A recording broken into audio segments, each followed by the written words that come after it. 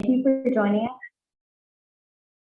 us for tonight's first in-person program here at the library since February 2020. So thank you so much for coming. I want to thank the members of the Pratt Memorial Library Association whose generous contributions make programs like these possible. If you're not a member, please consider joining. Details can be found on our website, prattmemoriallibrary.org, or we have donation cards throughout the library. I'd also like to thank Jess Reed from Greenwich Point Marketing, who's here with us tonight, helping us stream the program. She's been helping Pratt Library all throughout the last year and a half with all of our programs. Copies of Fred's book, Sleepy Cat Farm, A Gardener's Journey, are available for checkout or for purchase. Diane's Books is with us here tonight, and you can purchase the book, and Fred can sign, and they make a beautiful holiday gift.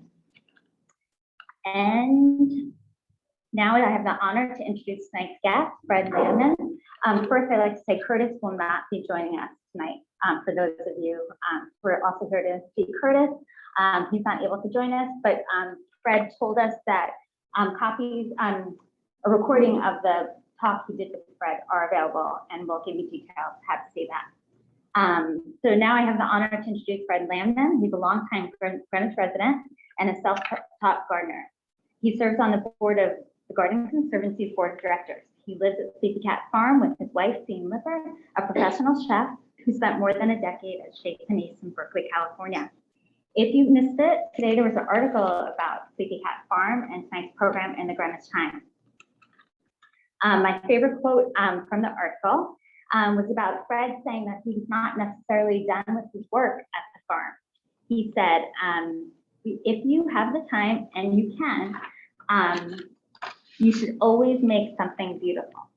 Thank you, Fred, for joining us tonight and sharing your beautiful space with the public. Thank you.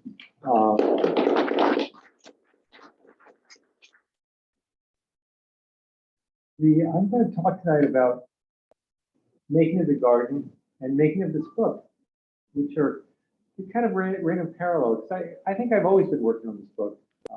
Curtice, who you mentioned, is a photographer. He's been taking pictures of this garden for over 20 years. It started, and we've been working on this garden for 26 years. I've worked with a team of people that's pretty outstanding. The landscape architect, Charles Hilton, and I have, I'm not really self-taught. I listen to Charles very carefully. Charles and Alan Gorkin, our head horticulturalist, and I've learned a lot over these last 26 years about gardening and making of gardens. And the combination is Sleepy Cat Farm. And so before I tell you how we did it, I'd like to show you what we've done. And I'll do that by running a short 20-minute video that shows Sleepy Cat Farm as it exists today. This is after 26 years of some pretty intensive gardening. So when you're ready, we're going to start this video.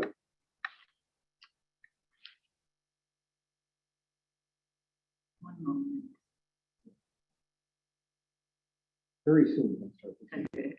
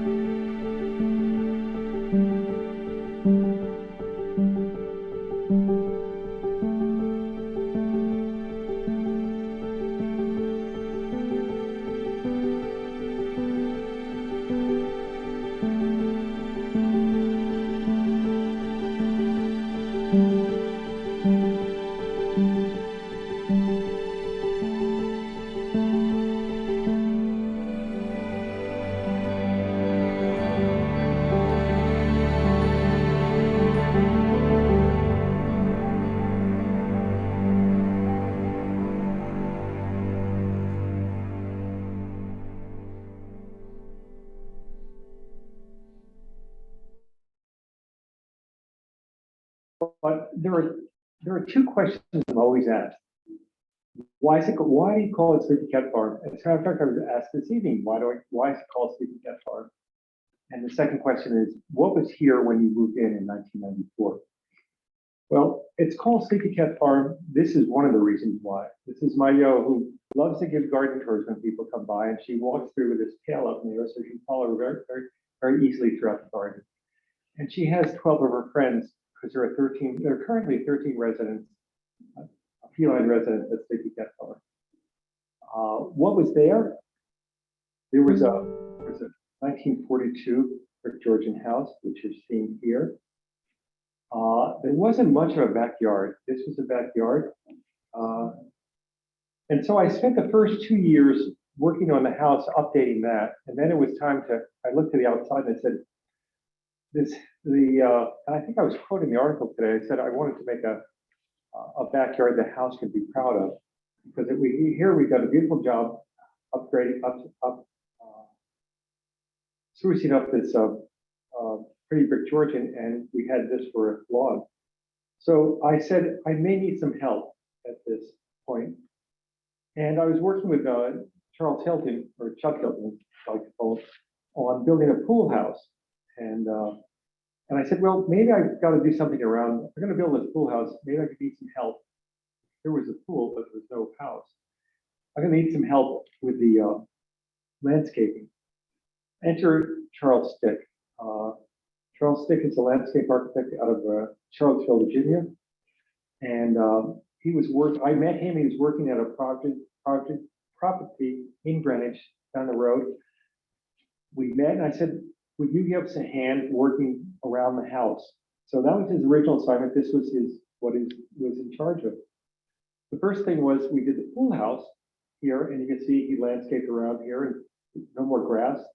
There's now a spikes on terrace. We got the pool house, the planters, the lounges, what have you.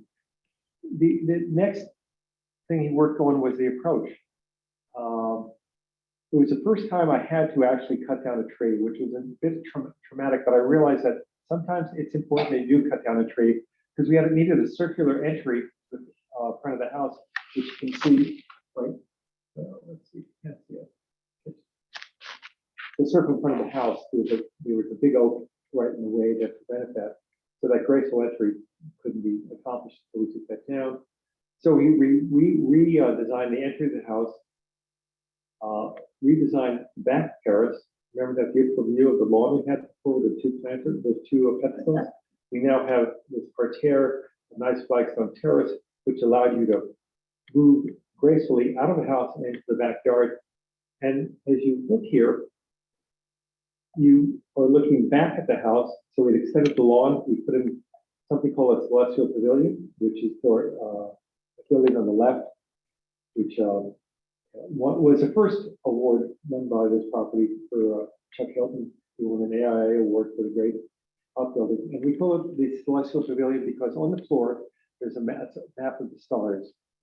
And it's calibrated, so if you go to a spot on the perimeter and look down, that will be the same night sky in Greenwich. Anyway, this was a couple of years of work to get this where it was. And Charles had done I quote, a master plan. You see the,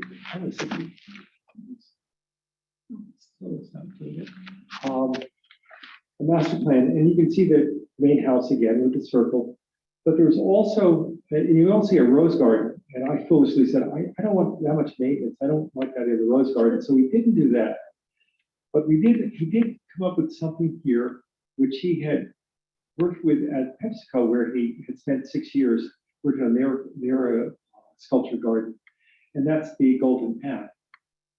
And that's where things really began to take off. We went away from just doing a little planting around the house to a big project. This is going into the woodlands. This is the invitation. Come down here and let's see what's on this pathway. And when you go down here, this is looking back up there. These are the spring azaleas in bloom. It's a wonderful walk through the woodlands, and it's an experience to walk through this woodlands. it ties the whole project together. It goes around, it takes you on a journey. Around this time, we're now 3 or 4 years into it, with our 6 acres. And whenever I travel, Charles Stick would suggest that I visit a garden here or there. And I was in the Veneto, and I went to a garden called Val Sensibio, which just kind of knocked me off. And this is how you would read it with these grottos coming in.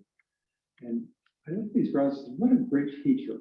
I came back from this trip, and I'm walking along the Golden Path with Charles one day, and I said, you see this rock outcropping here? I said, maybe, what do you think? Do you think we could put a grotto here? This is my first folly, but not my only folly. Charles, which is his usual thing, he goes back to some historical precedent. He said, what really worked well? And here was the grotto at Rauschen. And he said, we're going to use this because I like the rustic feel to this in the woods. And here's a grotto. There's the rock outcropping, and in front of it sits grotto. And when you're walking down the Golden Path, you don't see the grotto, but you can hear the sound of the water running down that rill. It just gets you, and what it strikes, you just start saying, what is down there? You start going down this path. The path circles back, goes down, circles back, and on the left you have what's called a spirit walk, which is I think originally Japanese thing, which was it's walking through it's an elevated walkway through the iris garden, and it's called the spirit walk because you can see the zigzag change of positions, and that's because they thought spirits could only go in a straight line. So if you turn sharply like that, walking down this pathway, the spirit could never catch up, the bad spirit. It also let you change your view as you're reorienting the direction you're heading in. And with that Japanese spirit walk, here's the iris garden. You see back there that's head of the Buddha. This is where you start introducing things from Eastern gardens, spirit walk, the irises, the Buddha. But the Golden Path terminated here with this statue of Mercury, and that was it. Those were the 6 acres of Stinky Cat Farm. We're now into, we're probably 4.5, 5 years into it. Things are looking pretty good. And a neighbor came to me and said, would you be interested in buying some land?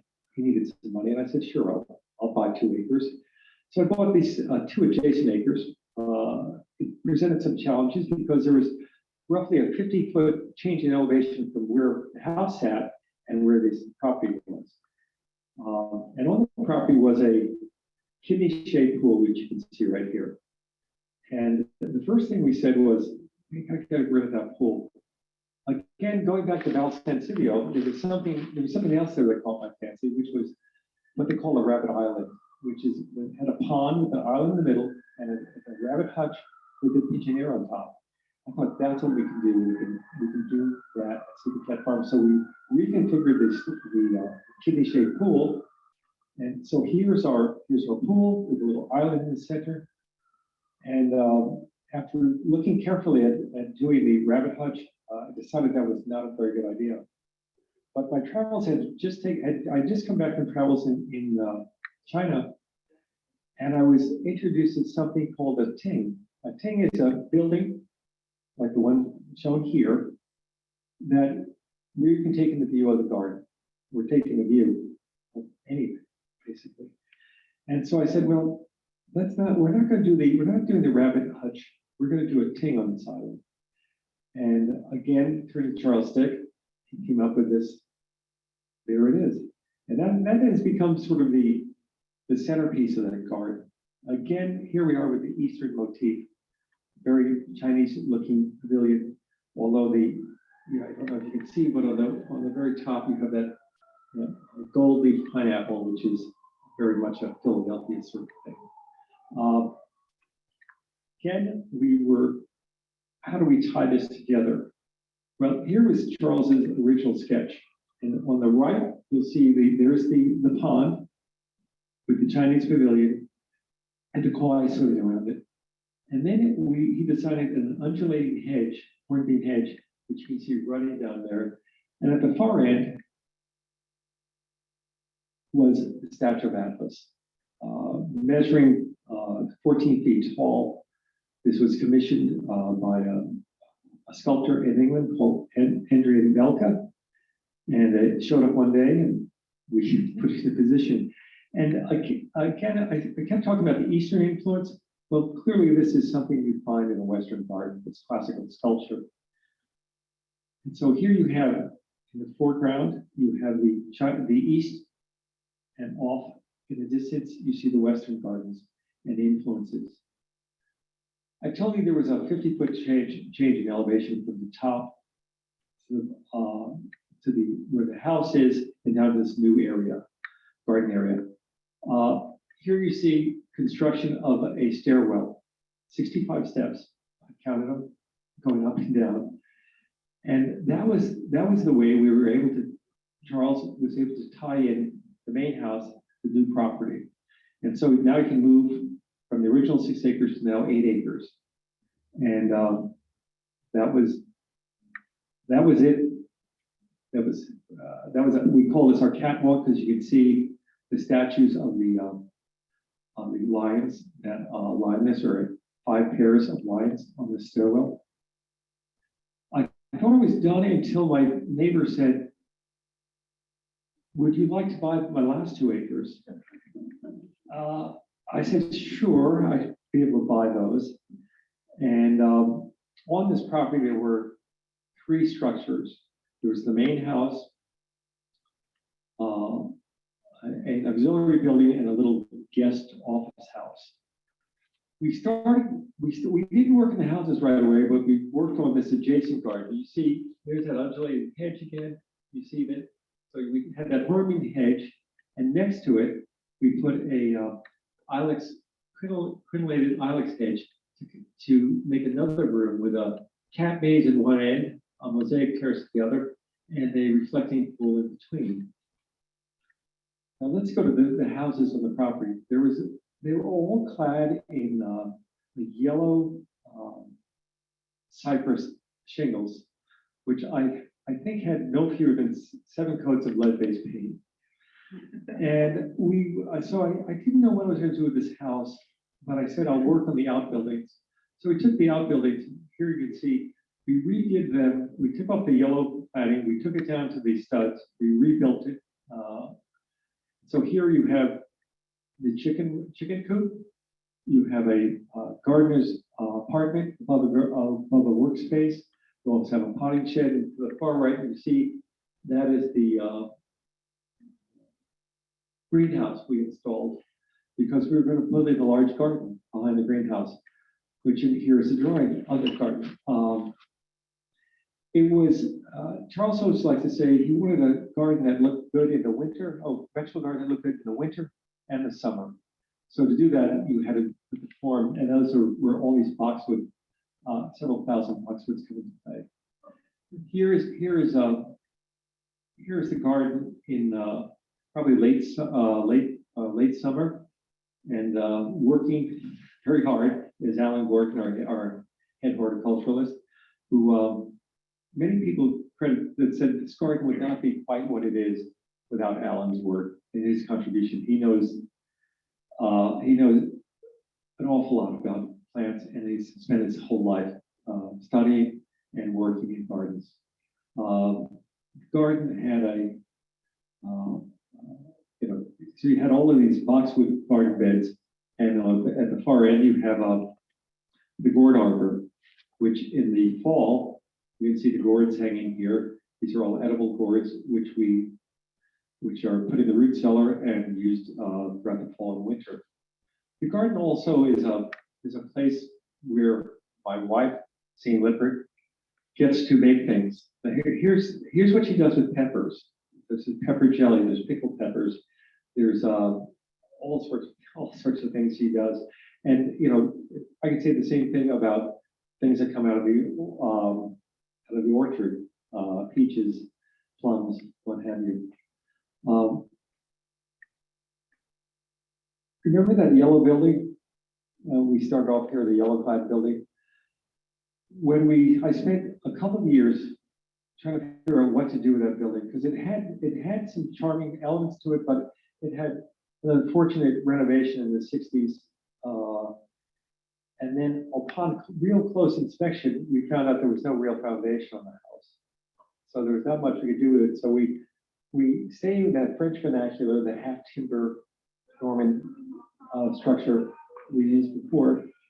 We put this we went the same way with the barn, with these with the half timber, half oak timber, and the little bitty bricked, custom-made bricks in sets. And again, things are inspired by things I've seen on my travels. On this particular structure, after studying Norman barns, hillside barns, because this is on the hillside, I showed Chuck Hilton, the architect of the barn, this pigeon air from Frank Cabot's Four Winds up in Canada. It was a building that just really caught my eye, and I said, could we incorporate something like this into our Norman barn? Could we put a tower like this?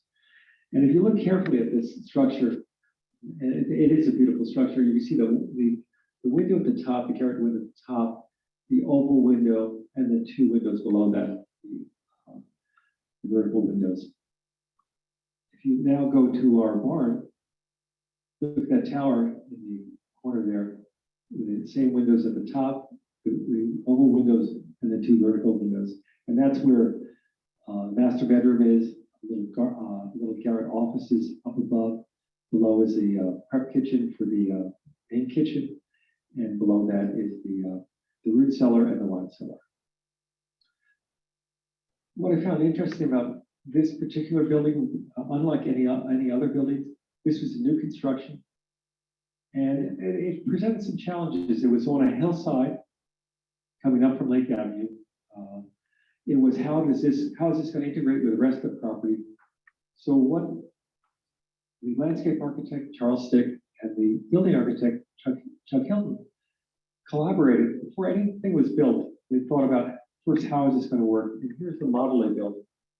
And if you looking at a picture, it's remarkably similar to what actually came there. Because in the foreground, you have the statue, the river god statue, the fountain. You have the terrace behind the building. And you have these steps in the front to enter to the front door. Here you can see how seamless that integration of the building and the terrace is. You can see the boxwood sculptures, the bronze sculptures, and the plantings, and that easy passage from the building onto the terrace. Here is that river god, which I mentioned was in the foreground. This was actually built before the building went up, because we knew exactly where the building was going. We centered the river god on that bank of windows that sits out there. And coming out, you also have the view from the building, looking out into past the river god into the garden, which is a bloom now. This must be the spring with the cherry blossoms. So now we've gone from 6 acres to 8 acres to 10 acres. And I thought, we may be done. Another neighbor comes to me and says, we have another 3.5 acres. Would you be interested? This acres is at the extreme southern portion of the property. And unless you're going to get onto the spirit walk, you don't really get down there. You can't see it from the house. But one thing I could see, whenever I went down, there was this structure, which was a building shed. And it was an eyesore. It was never really finished. It had a tar paper roof, or half of it was roofed. Had plywood sidings on the side I could see. It was right on the property line. That, for no other reason, I was buying it just to get rid of that building. But rather than be hasty, the architect said, maybe we could build something on that footprint. We'd have to stay within the footprint of this building. And so we came up with the idea of a place to store our lemon trees. We have 10 lemon trees, and we have some other succulents and some other citrus. And so why not build a lemonade? And I always like the fellow who was building it he said, we're just dulling the building up a little bit, was his expression. And this is how we dull that building up. This is the Limanaya, and it's again another award-winning building. It faces south, so the light pours in the winter, and that's if you were a lemon tree, this is where you spend your winters. You go in about mid-October, and you don't come out until late March, early April.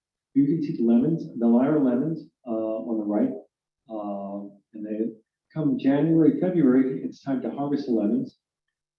And what do you do with all those lemons? Well, you can make limoncello, you can make preserved lemons, you can make dried lemons, you can make candied lemon peels, and you can also make Lyra lemon marmalade, which is what Scene does in January, February. And it goes into the root cellar.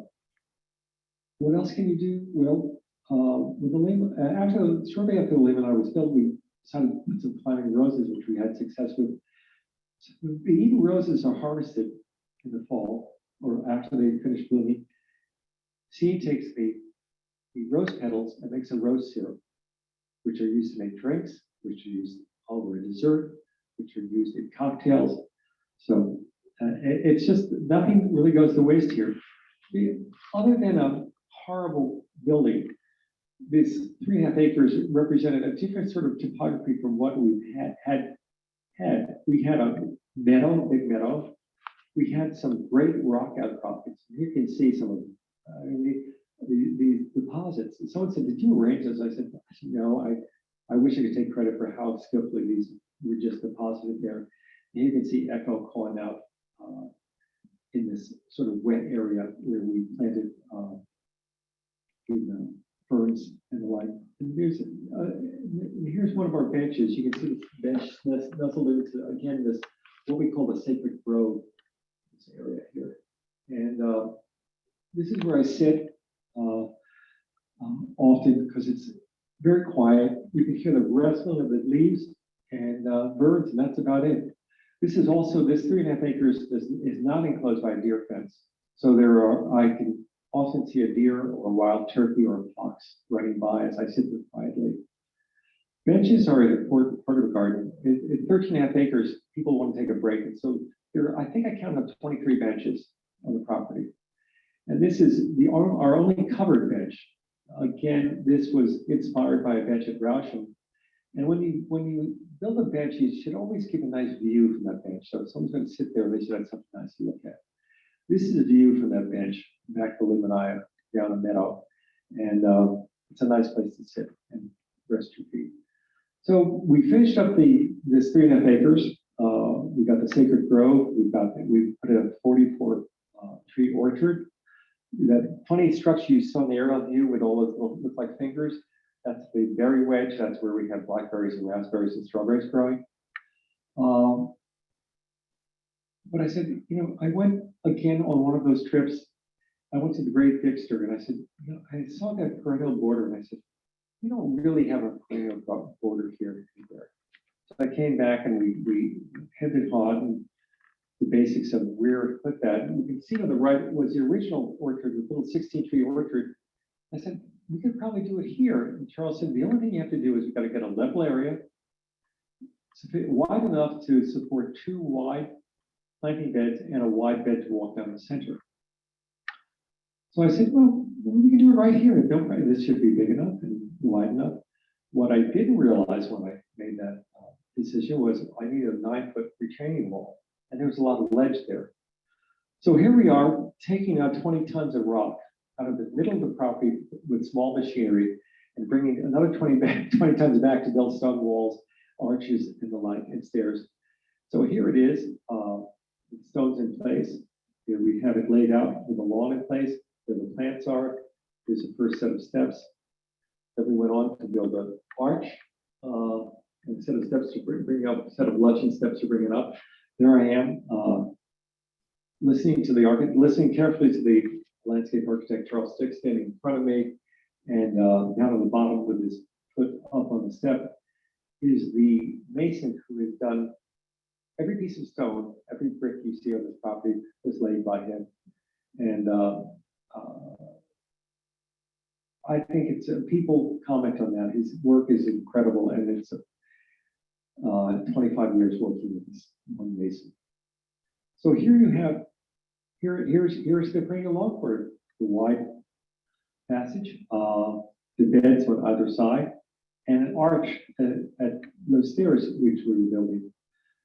We tie this back into that goes, here's stairs that go up to the golden path and down to the lawn. That's where the Chinese pavilion is, and takes you to the other part. So you continually work on, so it's easy for people to pass through one part of the garden to another part of the garden and continue on that journey.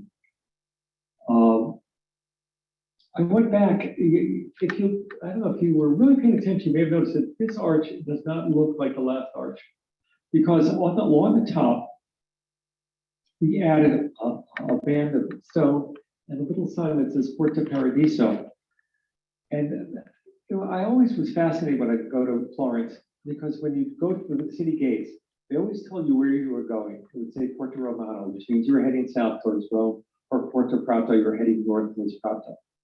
Well, this says Porta Paradiso, because I think if you get to walk into a garden, you are really going into a paradise. It's such a, to me, it's just a great feeling to be able to spend a day in a garden, or an hour in a garden, for that matter. My travels, maybe 7 years ago, I was in Ireland, staying at a wonderful place called Ballyfin, and I read that there was an Edwin Lutyens garden not far from where we were staying. I went off to, and I knew nothing about this, Haywood Garden it's called. I knew nothing about this garden. So I went off and here I found this little garden. There's no signage, there's no office, there's no gatekeeper, there's barely a place to park your car. And a little sign that says garden, I mean this way. And here is Haywood Garden. Probably about as inspiring a garden as I've ever been to. It's only about 2 acres in total. You walk down an alley of trees, you come across this turtle fountain surrounded by these flower beds. There's some stairs that go through the wall, take up to another little garden. And this was part of a bigger estate. The estate burned down decades ago. The estate is no longer there. It's been replaced by an elementary school. The rest of the gardens aren't going, but this survives. This was done in 1912. And here I am 100+ years later, just in awe of this little garden. Which got me thinking when I got back, the thought that Sleepy Cat Farm could be here 40 or 50 or 60 years from now.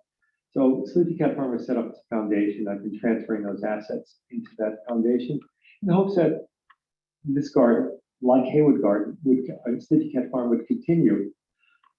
And here I took some photos, just people, we've opened this garden, I said 70, 80 times probably over the years to different groups, public openings, historical societies, garden clubs from throughout the US that come to visit individuals. And people come out with looking happy. They come out with a smile on their face. Because I generally greet them coming in. You can see me at the bottom, greeting someone coming in and seeing them on the way out. And like I say, I haven't seen the sourpuss once in my 80 visits. Last but not least, I was talking about how the garden was made. Now the book. We started the book about 2.5 years ago. I think I may have mentioned Curtice Taylor had been taking photographs for 20 years. And so he said, well, maybe it's time to document this. So he said, well, I know someone who would write it, and that's Caroline Seabaum. She came in, and then she came in, and in 45 minutes, walking through gardens, she knew exactly what this was all about. I was just taken by that, said, okay, you got the job. And then we went to the publisher, Elizabeth White at Monticelli Press, and she said, well, sounds interesting. Put together a team, we said, okay. And then the pandemic hit. And so we spent 2 years on a lot of Zoom calls, a lot of drop boxes going back and forth. And I think what saved this from my perspective, and probably from Monticelli Press' perspective, I drafted my younger sister, Kathy. I said, Kathy, you went to RISD, you know all about this publishing stuff. You can be our person. interfacing with the publisher. And she has interfacing with the publisher, interfacing with the library here, interfacing with botanical gardens, whatever. There was an interface that had visuals. Kathy was part. She didn't know this, but she had volunteered. So that's kind of the story of Sleepy Cat Farm, the Sleepy Cat Farm book, A Gardener's Journey. And like I say, it wasn't just my journey. I think, you know, like I say, the landscape architect keep coming back. He loves just walking through the garden with nothing else. And just, I'm thinking of doing this, and he'd say, he may be fine. At this point, he's fine tuning what I'm thinking of doing. Before it was, what should we do? Now it's, how about if we do this? The basic still comes. We're still putting in statues. We're building something. So the people are still involved, and they've been on this journey with me, and it's been a wonderful learning experience. And who could ask for something nicer than spend your time in the garden? Okay, so I guess we can. If there are any questions here, or are there any questions on Zoom? Ask away. Yes. Fred, where are you finding your statuary? A lot of it comes at auction. Sotheby's has 2 auctions in spring and fall for garden ornaments. So it's not just statuary, there are garden ornaments, urns, bowls,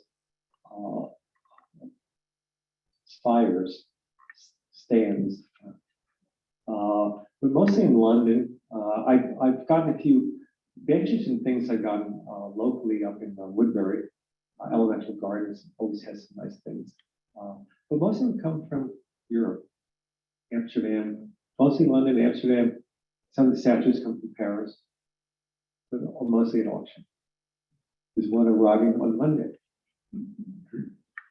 number 24. Yes. Do you have other neighbors that you think might sell you land? That you have an idea that you should expand this even further? My wife is probably cringing thought he's going to expand even further. Everything's been built on, so I'd have to take on a house. One never knows. It's been, you know, it's been fun just fine tuning what we've done and always trying to make everything a little bit better. During this pandemic, the 2 years I've spent every day in the garden, we've been able to, I think, improve some sections, take out things that weren't working, put in things that are working, things like that. I don't know. There are a couple of acres here and there that may become available.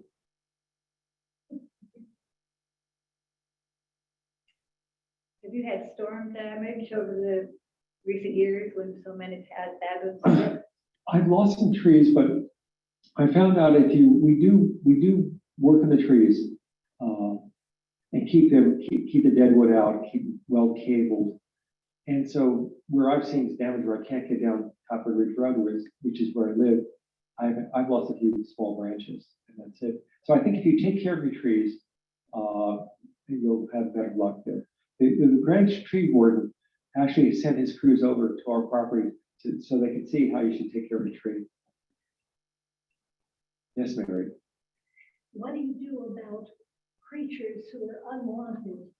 Like you have thousands of boxwoods. Was that blighted? I think there still is. We have, I think it's somewhere probably close to 6,000 boxwoods from 10 inch to 12 feet. We had to replace 700 of them. And, but we're on a pretty aggressive treatment program that's been successful.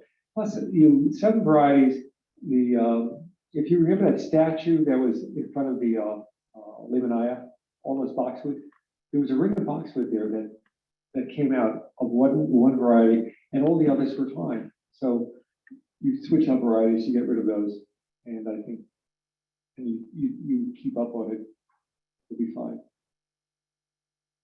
Yes. Was there any naturally moving water on the property? There, in the spring, there was a seasonal stream that would come through, which we planted. I counted 9 different waterworks we have. The grotto that stream is recirculated. The fountain, various fountains, there are a lot of fountains everywhere, the little rills that run here and there. Maybe if I keep buying property, I'll end up down on the sound and I'll have all the running water I need, but that would be a tough journey.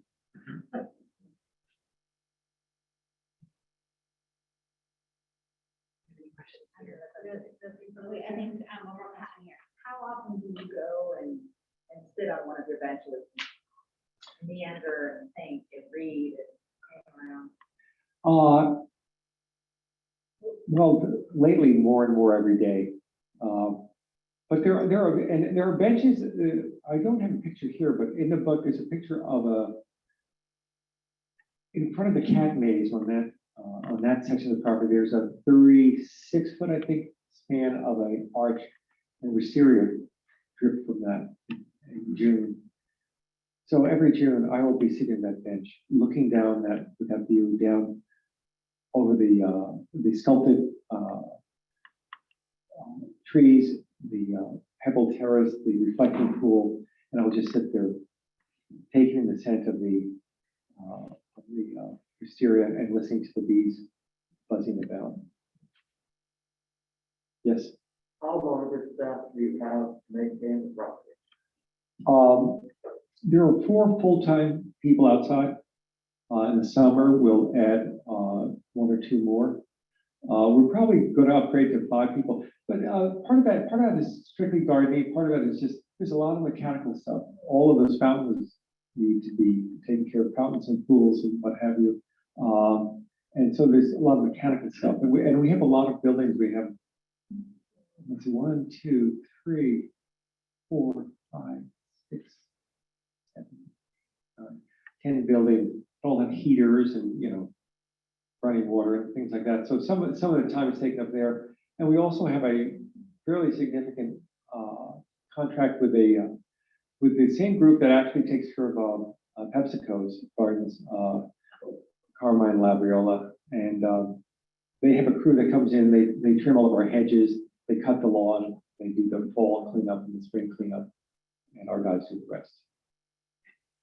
Fred, I have a question here. How and when are visitors allowed? If you check the Garden Conservancy every year, generally in the first part of the year and in the fall, there are what they call open days. So you go to their website, you can sign on to visit the garden. And next year it's May 21st and September 17th, I believe, are the 2 open days. We also have garden clubs. You can go to the website and you request if you want to bring a club or a group there. Put in a request. If we can accommodate it and come with a day that works, we will do that. We did the Old Greenwich Garden Club, came to visit, along with many other different garden clubs from the area and from other parts of the U.S. Another question, and you may have covered this at the beginning, but some folks missed it. How did you decide on Sleepy Cat Farm as the name? We'll have to go back into such. When my wife and I got married in 2003, she had 2 cats, I had 2 cats. And now she's fond of saying we only have 13 cats. Cats are a big part of both indoor and outdoor, both rescue and purebred cats. We have a combination of the 2. And they all get together, they all get along in perfect harmony with the 5 dogs that live with them. So if you're visiting the gardens, is there a chance that you'll run into one of those cats? Well, you saw my Yo, who's the great tour. She's a Maine Coon, and they love following people around. They think they're a dog. I had a question. I was just curious if the mason was, and you may have said this as well, but was the mason able to use any of the rock or stone that was excavated or from the property? Sometimes he does, but often we have to bring it back in. Especially at some of the walls, because you need a certain thing to get a certain look. There's a lot of, you see the lemon eye was all stone, and there's some base in the barn and on the other buildings. Any more questions? Okay. Any more questions for Fred? Okay, thank you so much for Thank coming. you, everyone. And, Fred, will you sign books? If anyone would like a copy of the book signed, Fred will be in the